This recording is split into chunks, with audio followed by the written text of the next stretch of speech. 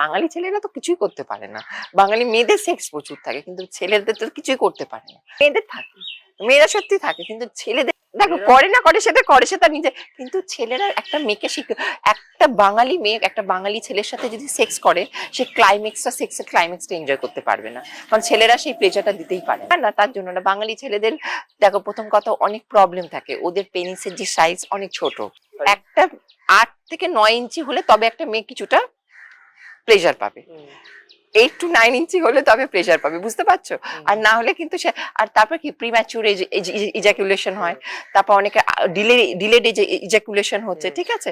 তাহলে এই প্রবলেম গুলো থেকেই যাচ্ছে। তারপর অনেকের কি হচ্ছে, অনেকের ধরে রাখো মানে ইরেকশন মানে ইরেকটাইল ডিসফাংশন যেটা, সেটা প্রবলেম হচ্ছে।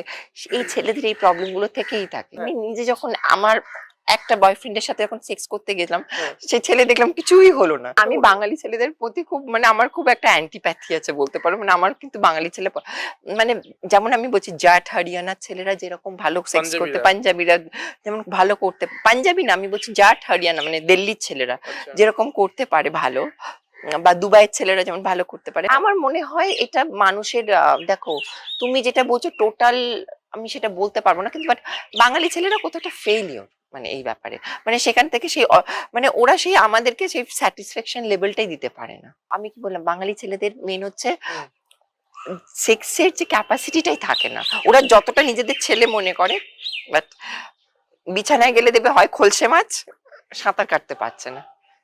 একটা তো সেটা আছে, তাছাড়া সেকেন্ড হচ্ছে খাবার এখন সব ভেজাল খাচ্ছে, ভেজাল খাওয়ার জন্য তাদের হ্যাঁ, এবার তারপর মানুষের মধ্যে সেই এখন হচ্ছে প্রেশার রয়েছে, একটা মানসিক চাপ রয়েছে, এই যে যার ইনকাম নেই, জব নেই, এই নেই, সেটার জন্য একটা রয়েছে।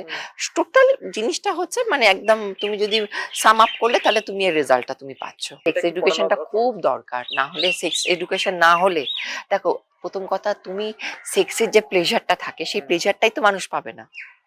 আজকে দেখো আজকে সেক্সটা কিন্তু একটা প্যাশনেটলি করতে হয়, শুধু সেক্স ওই করে গেলাম এই করে গেলাম সেটা, সেক্স একটা প্যাশন। মিনিমাম একটা ছেলে যদি 45 মিনিটস করতে পারে, দেখো সেক্সের ক্লাইম্যাক্সটা এনজয় করতে মানে দুজনের মানে কি ডিসচার্জটা একসাথে হবে, তবে সে ক্লাইম্যাক্স এনজয় করতে পারবে। মিনিমাম 40 মিনিটস বা 45 মিনিটস হলে তাহলে একটা মেয়ের মোটামুটি ঠিকঠাক থাকে।